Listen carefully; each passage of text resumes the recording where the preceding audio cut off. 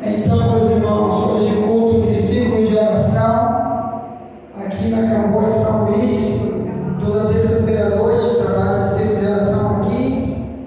E hoje eu quero ler com os irmãos porque nosso trabalho aqui é a oração. Então vamos ler Efésios 6, 10 e diante. Carta que Paulo escreve, pode deixar aí. E como o tempo está curto, tu deixa rodar. Tá. Que eu vou falar só 20 minutos. Tá bom?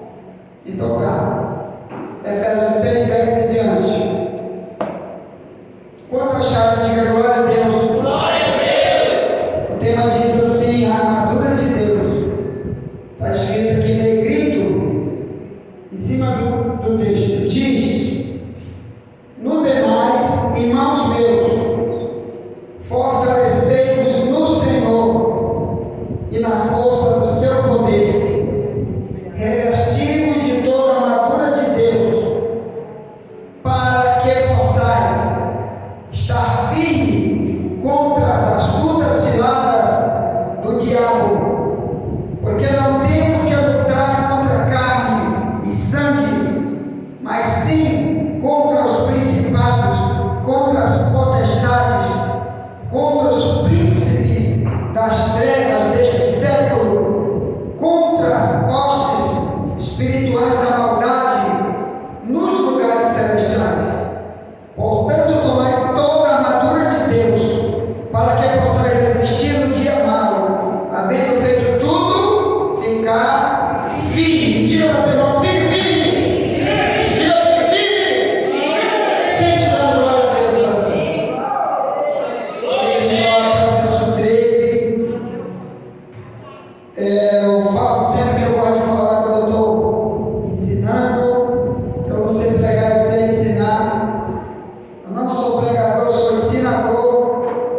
Foi para isso que Deus me chamou. Glória. Então, eu falo na tradução da Bíblia Ferreira de Almeida, revista corrigida, que é a mais antiga. Então, em muitas traduções da Bíblia, você não vai achar parte do que eu falei aqui. Porque essa tradução pode ser mais antiga, está mais perto do original. Muitas traduções mais modernas estão roubando totalmente parte do original. Aí você fica sem toda a mensagem que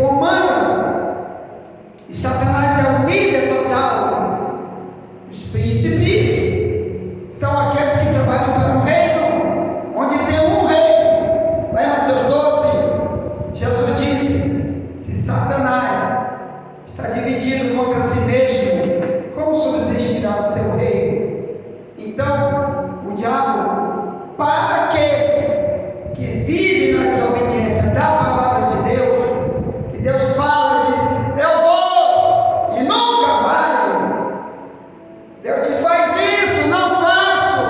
O diabo está por trás. Estão no reino de Satanás. Dirigido por quem?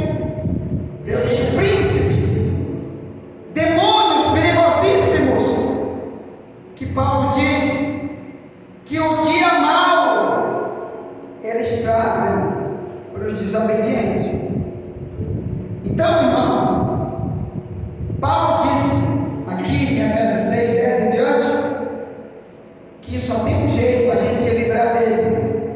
Sabe o que? Uma armadura, que ele chama aqui, igual na época, há 2000 anos atrás, quando soldados iam para a guerra, um país contra outro país, eles usavam roupa especial para enfrentar as armas do seu inimigo. Naquela época, usava armadura. Você lembra do que a Bíblia fala sobre como Golias estava para enfrentar Davi? Você lembra que antes de Davi enfrentar Golias, o rei Saul lhe disse: pega minha armadura, pega minha espada, vai lá lutar. Ele disse: não, eu não vou nada. Ainda tentou vestir, mas não deu certo. Ele disse: não, peraí, que eu já sei o que eu vou fazer. Pegou 5 pedrinhas, uma baladeira que Israel até hoje usa, chama-se funda, uma baladeira sem cabo, bota a pedra e soltou, puf, num buraco que tinha na armadura, pegou na testa de Golias e derrubou. Uma brecha na testa de Golias. O que eu quero dizer com isso? Primeiro, os exércitos daquela época era natural. Ou ele usava armaduras, espadas e outras parte da armadura que era ou de contra-ataque ou de defesa. Eu fui um policial, eu sei o que significa você estar preparado para enfrentar um inimigo. Então, irmãos, o Paulo está dizendo que na época dele, os soldados iam para a guerra para enfrentar inimigos com armaduras. Ou perdia ou ganhava. E ele está dizendo que no mundo espiritual, para o cristão, da mesma maneira como no exército comum, tem que ter os instrumentos de defesa e de ataque para ganhar ou perder para o inimigo. Nós também temos que usar essas armaduras. Ele diz: senão nós não vamos resistir, senão vamos ser alvo fácil. Só que o inimigo, o diabo, ele tem armas que a maioria de nós não quer ter para se armar contra ele.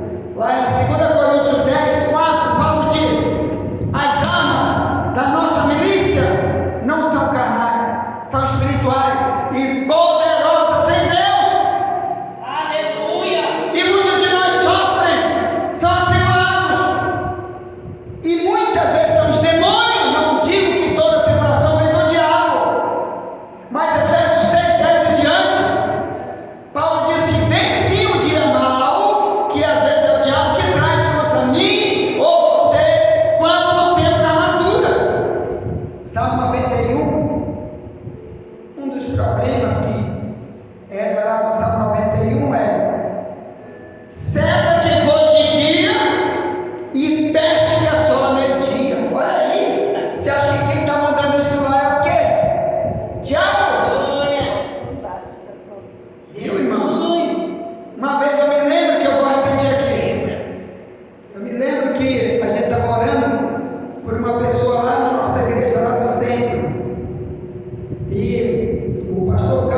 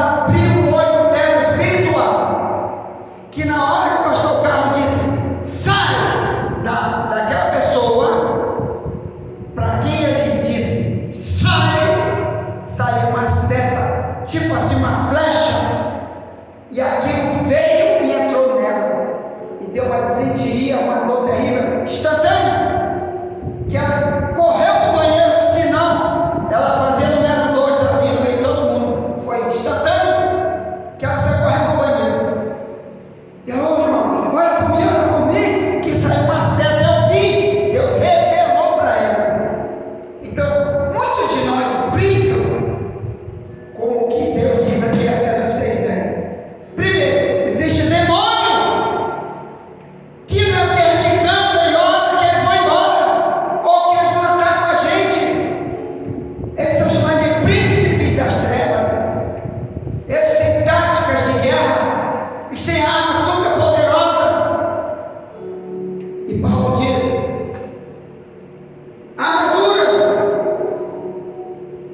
6:13, tome toda a armadura de Deus, para que possa resistir no dia mau, e havendo feito tudo, fique firme. Quer dizer, vai te dar bilhão de tiros, com flecha, com canhão, com fogo do inferno inteiro, mas se não tiver com armadura, pede outro, mas não tira não. Amém? Qual é a armadura? 4. Fique firme, tendo cingido vosso lobo com a verdade. Que é a verdade bíblica? João 8:32, Jesus diz: conheça a verdade e ela te libertará. Primeiro liberta do diabo. O diabo tira, mas não pega. Aleluia. O diabo diz: crente, eu vou te dar um tiro. Aí tu não é toda a palavra, diabo. Eu conheço a palavra. Mentiroso não entra no céu. Eu não vou ser um crente falso. Mascarado, diabo, tu sabe que eu não sou. O diabo é verdade, não dá pra me atirar em ti, não. Vai atirar em outro. A verdade é um conjunto de ensinos bíblicos que estão na Bíblia, que muitos de nós não estudam, não tem interesse. Por que Paulo diz que o principal é a verdade? Que o diabo tem medo? Porque o próprio Cristo é a verdade. João 14:6 ali: eu sou a verdade.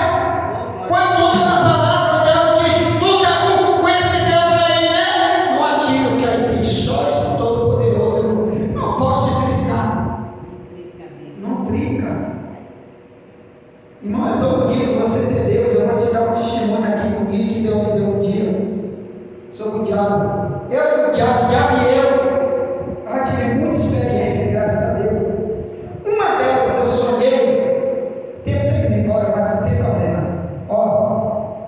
Sonhei que eu passava numa praça e um cara com um cachorro muito bravo, me segurando pela corrente. E eu dizia: rapaz, segura esse cachorro.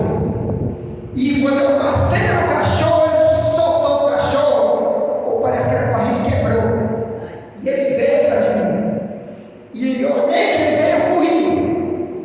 Quanto mais eu corria e olhava para ele, mais ele crescia, se transformando num bicho, parecia coisa de filme, grande. Aí por último, ele já parecia aqueles cavalos que aparece aqui na exposição, na venda, aqueles cavalos gigantão que é mais alto do que um homem, só que a cabeça dele era de cachorro, soltando sangue, ele queria me devorar. Quando eu vi que ele ia me pegar, eu olhei para um lado para o outro, não vi nada para me esconder, vi uma casa velha de palha, de taipa. Olha como é que Deus mostra para nós. O diabo diz: eu vou agarrar isso aí não é nada. Mas olha aí o que aconteceu com ele. Ele pegou em fio pelado ele. Olha aí o que aconteceu.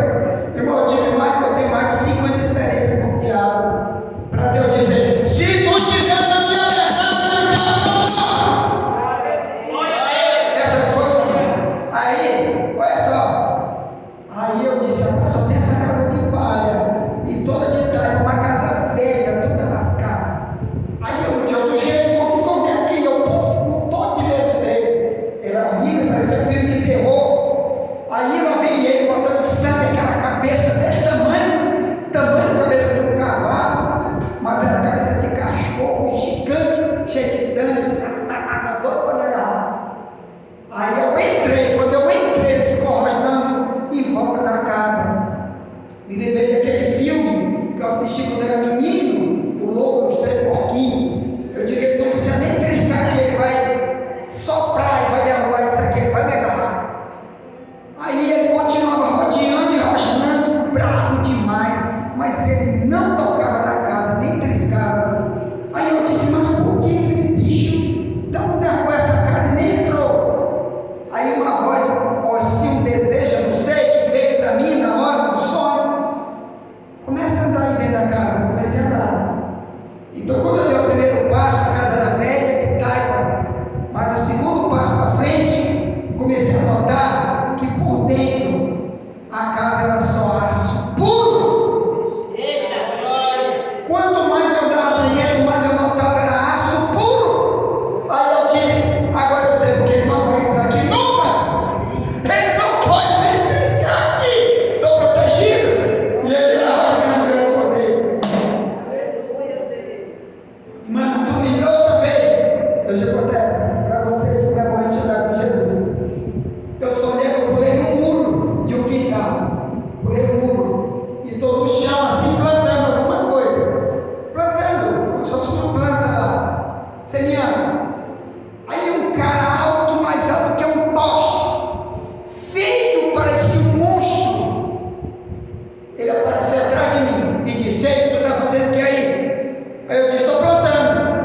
Aí ele disse, aí é meu. O dono desse campo aqui é meu. Pode sair daí. Eu disse, eu não vou sair.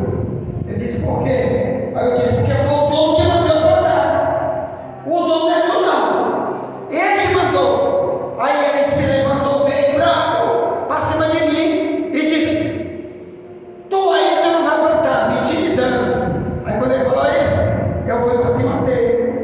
Olha, parecia um radinho do tamanho de um jumento. Não é que um poste. Feio, a cara feia, horrível. Ó, se eu tiver mentira, eu quero nascer morto hoje de manhã cedo. Se o diabo me leva para o inferno, isso vai acontecer comigo hoje. Mentiroso é palavra de fogo, Apocalipse 20, 10. Aí olha o que aconteceu.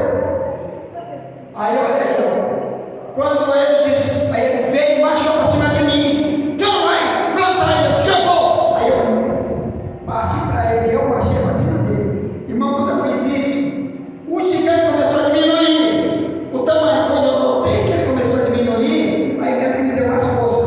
Aí eu comecei a marchar. Continuei. Como ele viu que eu não ia desistir, ele foi diminuindo e virou um ratinho miudinho. E todo buraco sumiu. Aí vem aquele texto da Bíblia, resiste ao diabo e ele fugirá de nós. Glória a Deus. Porque o mundo, o diabo diz que o mundo é dele. Mas quando Deus diz, prega, rapaz, a luz está brilhando na treva, que o diabo foge. A treva foge. Então, meu irmão, eu vou dizer uma coisa nessa oração para vocês, que a gente já fez aqui, que a gente vai continuar fazendo. Nunca te esquece, orar sem armadura não adianta. Tem muito mais aqui que é a armadura da gente, mas a verdade é a principal. Por que ele começa com a verdade? Com graça da justiça. Porque quando um bandido atira, eu fui atirador de elite da Polícia Civil. Eu ganhei concurso de tiro. A Polícia Civil foi para o Exército e teve concurso de tiro lá. Eu fui um dos primeiros que ganhei concurso de tiro. Eu vou te falar como é que o cara de longe atira.